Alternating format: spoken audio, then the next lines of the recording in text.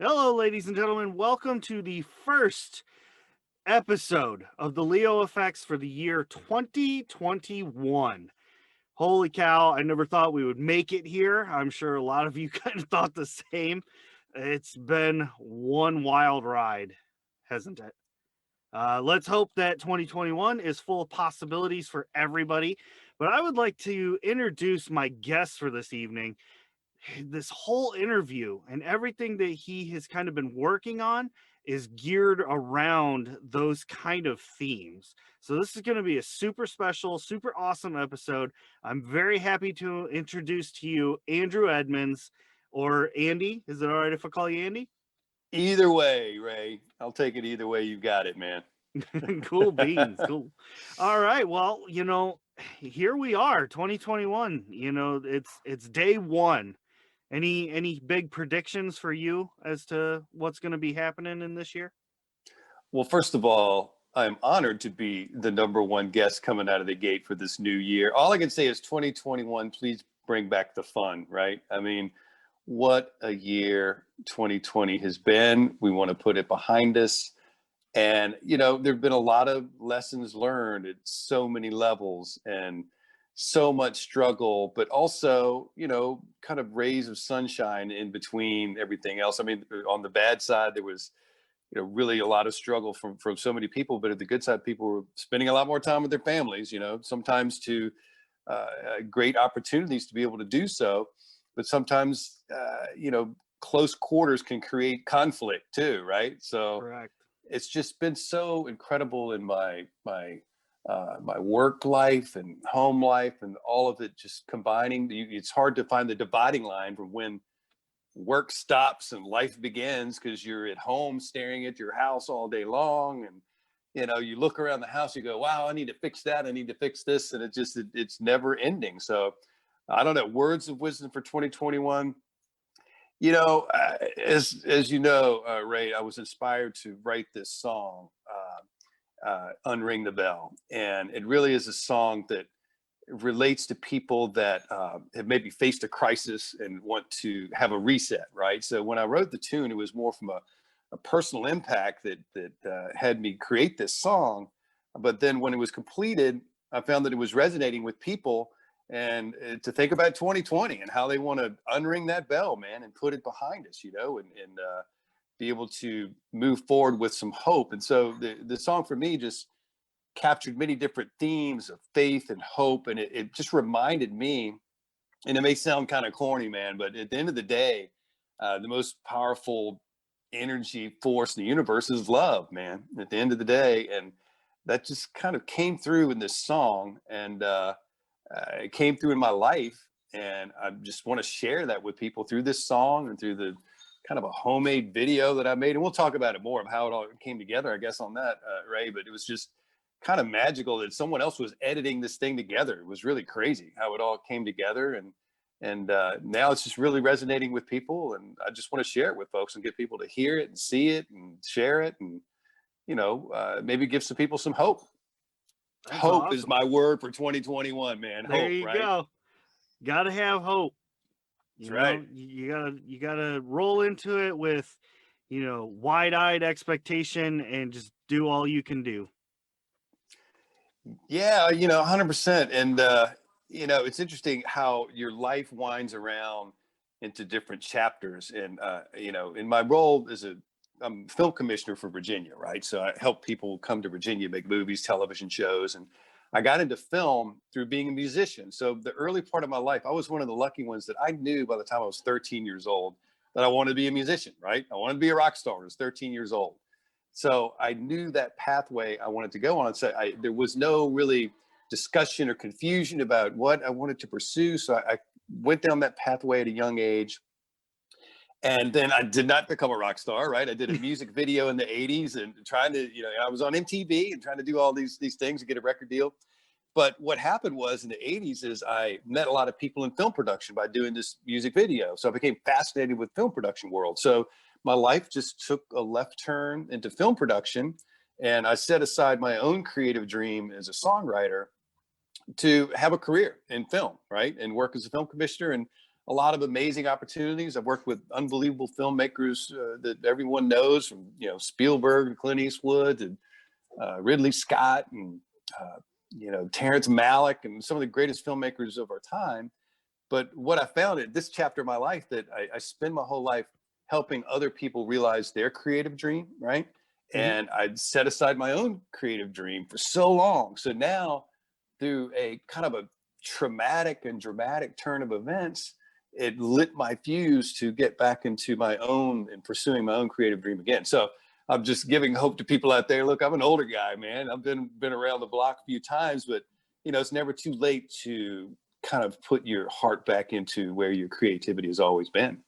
Absolutely. So maybe that's 22, maybe that's 2021 for me, man. I don't know. Yeah. How was 2020 for you though? I mean, did you just kind of breeze through it like it was nothing? Did it kind of beat you down and you built yourself back up? Like how did it go for you? Well, it's interesting. I was scouting with a client for a project for Hulu in March 12th. And I was up in Lexington, Virginia, out in the mountains there. And it was a project for Hulu called Dope Sick. And a Virginia author happened to write this story about the opioid crisis, right? And it's an amazing book. And so Hulu picked it up, and Michael Keaton is playing the lead role. So I was in my normal role of, trying to hook this show into Virginia, right? And I call it my last meal in March, like March 12th up there in the mountains with the clients. And then they went away after that night and went back to LA. And then everyone got locked down. Everything shut down. So the project was put on hold, and everything was put on hold. And film production is a very close quarters collaborative process. So film production just got shut down. So I was spending, then it became Zoom world. My whole life was just revolved around Zoom.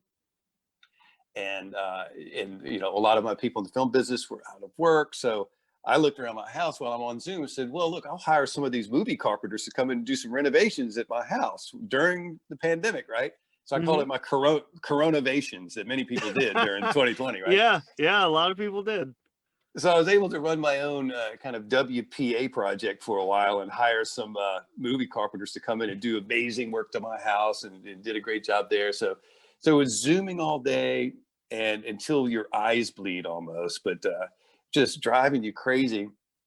And at the same time, everyone was kind of living in really close quarters, and just kind of a personal crisis developed that I don't want to get into many details about it, but it just was really kind of a family crisis that occurred that was just hard to deal with and overcome. So I reached out to one of my very close friends, Jody, who owns a recording studio here in Richmond, and he's an amazing musician. And he said, man, if you're feeling trouble and down, man, you just got to go back to your music, right? Just go back to your music. So I did. Thank God for friends, man. Friends will reach down and lift you up. And he did, and he pushed me. And I wrote this tune, Unring the Bell, the first version of it.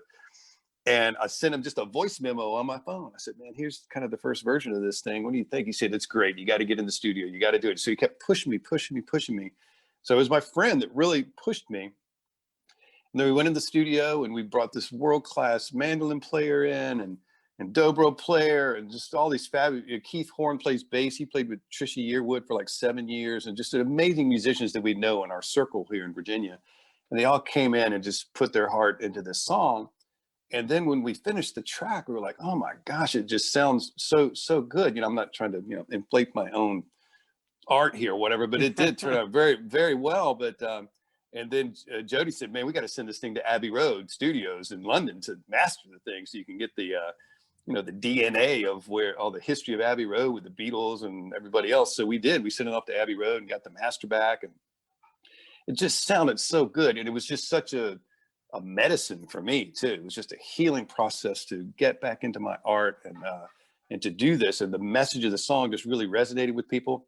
So then, Ray, I was trying to figure out, well, and Jody says, man, if you want to get any traction on this thing, you got to do a music video, right? So I've started trying to figure out, well, how am I going to scrape together, $20,000 to do a decent music video? We've got 5 children and a few in college, and, choking out $20,000 at this time would be, not a really wise, frugal thing to do. So I said, well, I'll just, sit down on my phone and see. I have footage where my wife and I have been all over the world, and we adopted two teenage young men from Ghana, West Africa, right? So we have footage from Africa, footage from New York City, footage from all of our adventures we've done over the years. So I just sat down with my phone and started dragging clips onto the audio track in Oh, nice. iMovie on my iPhone with my index finger, right?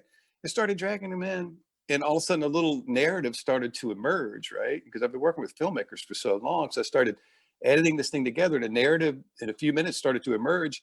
And I just kind of kept messing with it. Before you know it, I had a 4-minute video with a narrative in it that was really authentic, 100% authentic, because it was my personal footage of my family and my life, and it fit the song. And so it just kind of magically took hold and came into being. So then when I shared it with a couple of friends of mine in the film business, they're like, this is great, it's authentic, it's, why are you going to go waste some money making something else that you're going to have to contrive, right? This is real. So this is why I think, Ray, that it really resonates with people, because when you hear the tune and see the video, it's like, this is real. It's real life, it's real art, and it's something that's universal, the theme. So it was basically 2020 started out really rough and ended up being kind of a highlight of my life as an artistic endeavor, mainly because I was working on this with my best friend too. Yeah. So all the themes of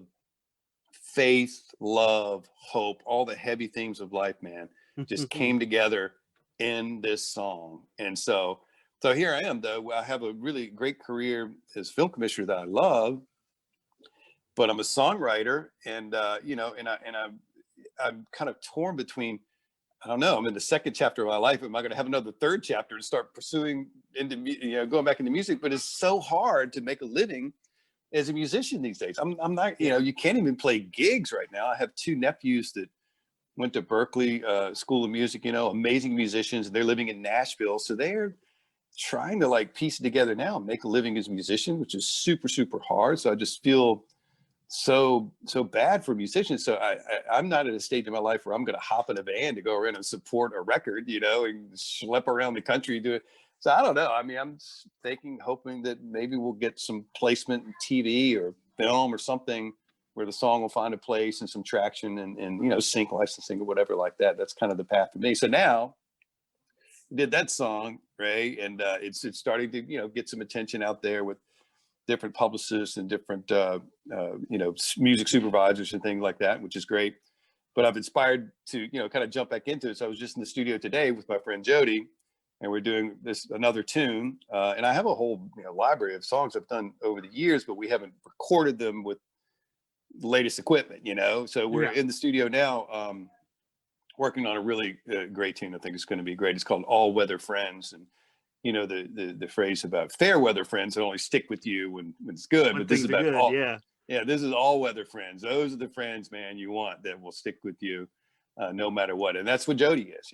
So this song was inspired because of that friendship, and how he helped me. So that's what this song is going to be about. I think people will be able to relate to that too.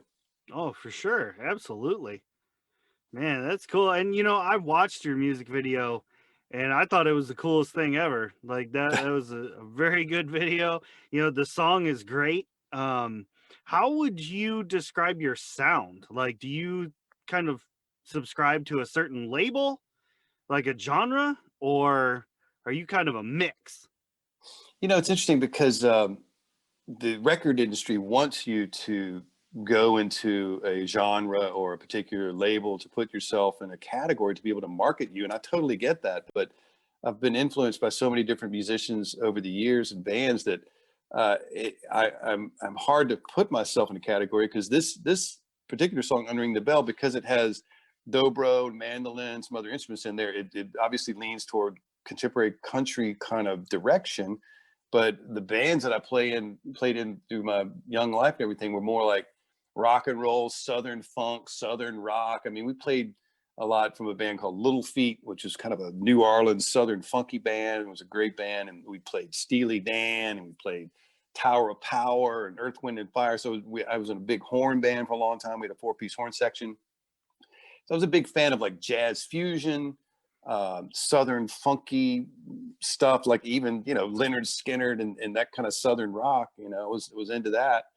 But also, you know, Frank Zappa. I was a big Frank Zappa fan, man. I just loved music that was more intricate. I was into jazz fusion. There was a band called the Dixie Dregs that some of your music folks will know out there, that was all instrumental but amazing music, and musicians like Jean-Luc Ponty, that was a fabulous jazz violinist. And so all kinds of things came together. And I think because, so I was born and raised in Virginia, small town, rural place in the middle of nowhere, because my father and my mother had actually come from New York, Ray. Right? So they came, my mother went to Juilliard, studied ballet and music, and my father went to Columbia, right? And so they came down to Virginia, and they settled in this very small town of 1,000 people in the 50s, right, in Virginia.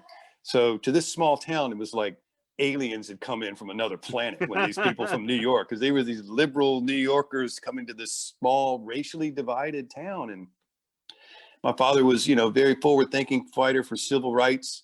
So I lived under this really unique umbrella of moral kind of compass of justice and fighting against injustice on my father's side, and then art from my mother's side, right? So I had this musical influence from her through this Juilliard and music. I used to fall asleep under her piano that I'm looking at right now, this baby grand that's in my house right now. When I was a child, I would fall asleep under that. So I had all this different musical influence from her, and then my academic influence from my father, who read every historical biography known to man. So I had this kind of dichotomy of influences, that I was supposed to be the lawyer because he was the attorney, right? In this small town. It's kind of like Atticus Finch, To Kill a Mockingbird story, totally.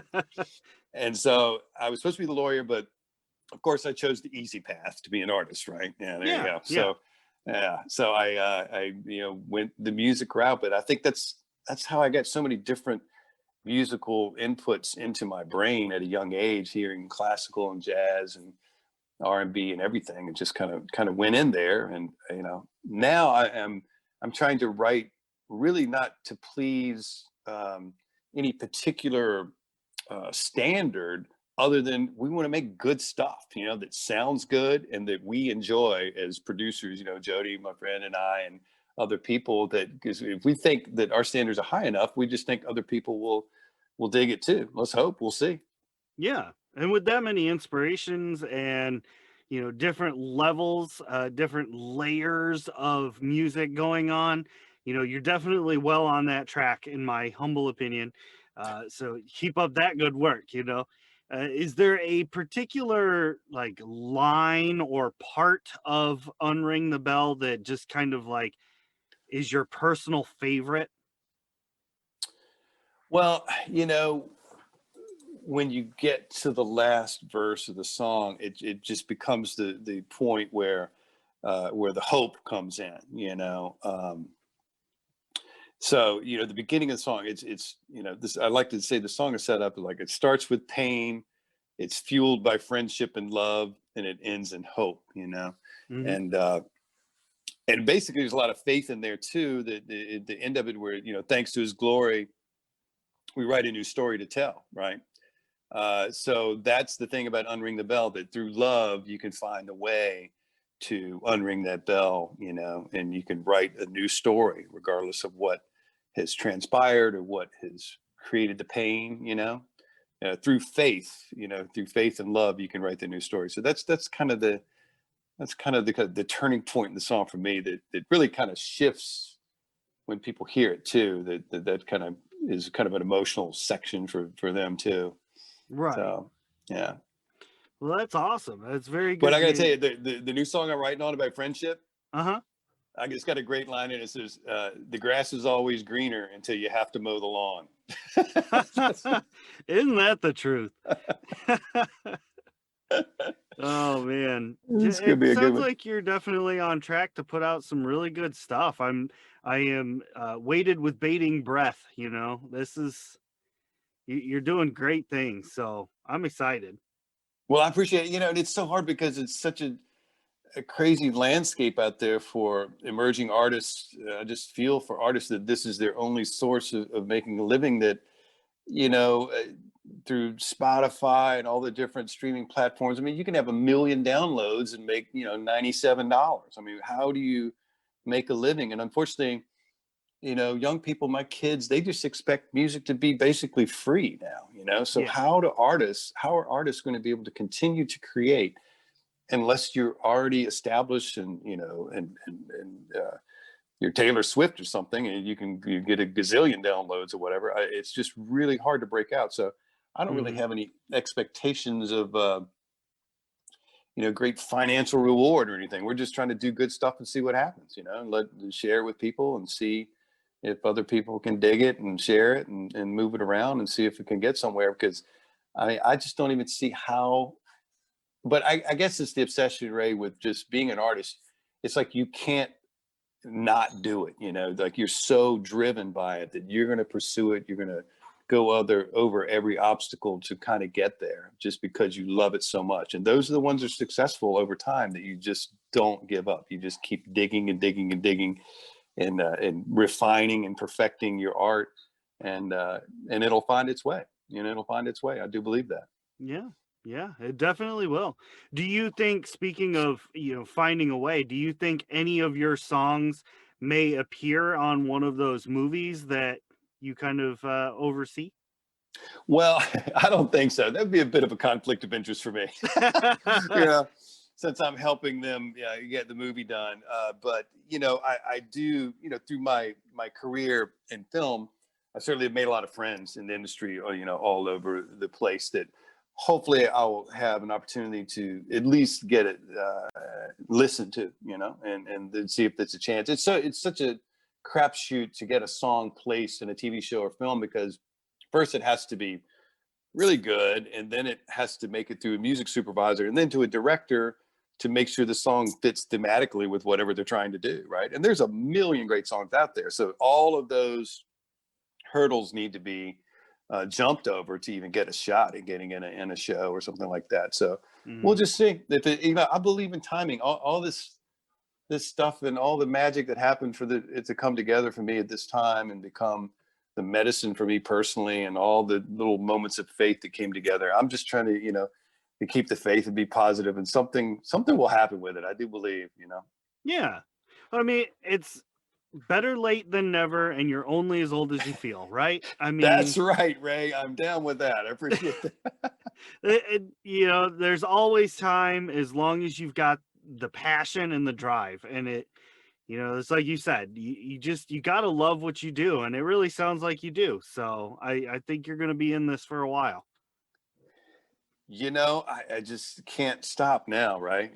Just gotta keep picking at it, and it's just something that gets in your blood, and I know there's so many artists out there now that feel the same way. It's just something you have to do, and Yeah. I appreciate you having me on the show and being able to talk about it, and maybe share it with a few more people, and maybe they'll dig it and share it around, and we'll For see sure. what For happens. sure. Maybe we start viral here tonight, Ray. Right That's now, it. it goes viral. You're making it happen. 2021. There you go. Well, before we start wrapping things up, I got to ask probably one of the more important and centralized questions, kind of going off of what you just said. You just released your song Unring the Bell. Where can people go to find it?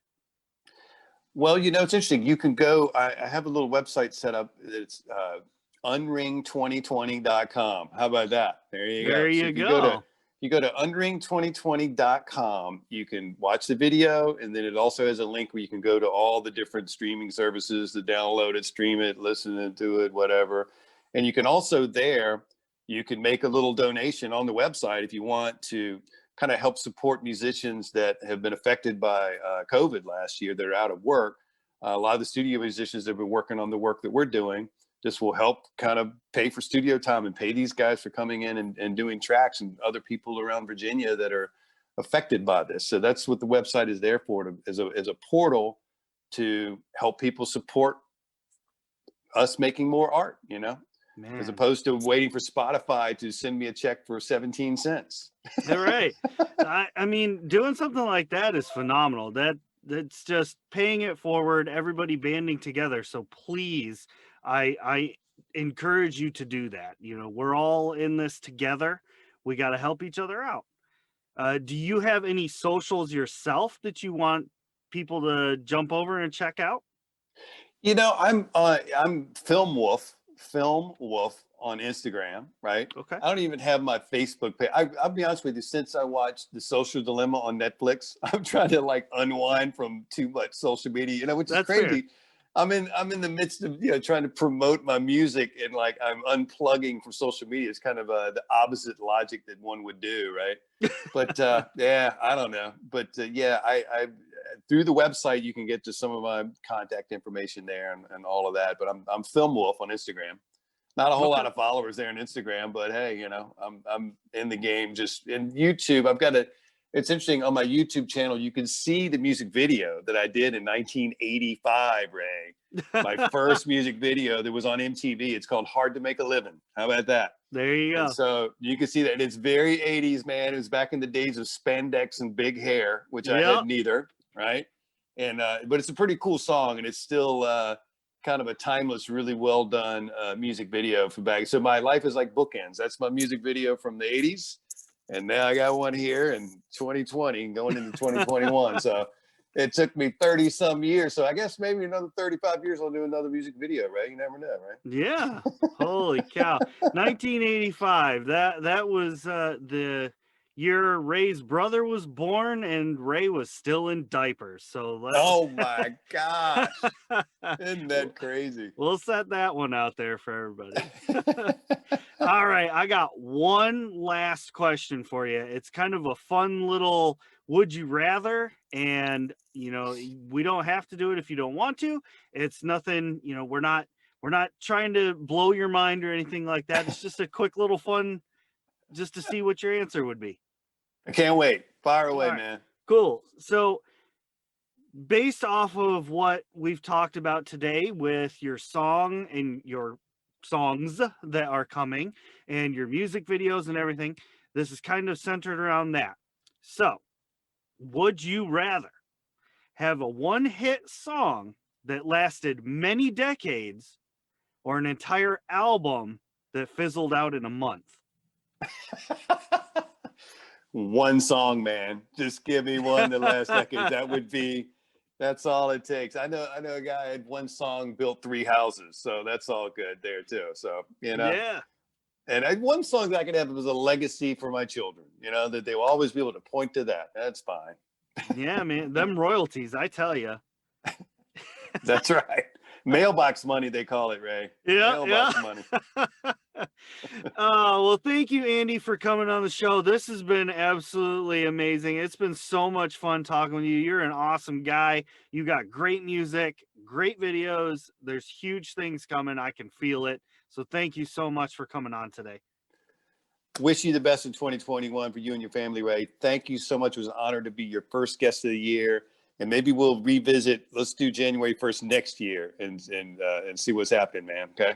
Perfect. It's on the books. All right, Ray. It's locked in. All right, and thank you very much to every single one of you who tuned in to check out this interview. 2021, come on. We got to make it better than the last one. I mean, it doesn't take much. Come on, it was 2020. But please get over there. Get to Andy's websites. I'm going to provide links in the YouTube description and in the podcast description. So no matter which way you're looking at this or listening to this, you can check it out. Click the links, get over there, donate, listen, help out those artists. This is an amazing thing. We got to start 2021 off right, and we got to make our world better from here on out. Come on, people. Let's do this thing. Thank you all very much, and we'll see you all next time. Bye. Well, now that was an awesome interview. Thanks so much for listening. You all are so great. And don't forget to head to Facebook, Insta, and Twitter and follow The Leo Effects. If you want to hear some comedy and ridiculous voices, check out Shattered Dungeons on YouTube and all other places podcasts can be heard. And you'll hear me voicing crazy characters, usually pretty terribly. So thank you so much. You all are the absolute best. And we will see you all on the next episode.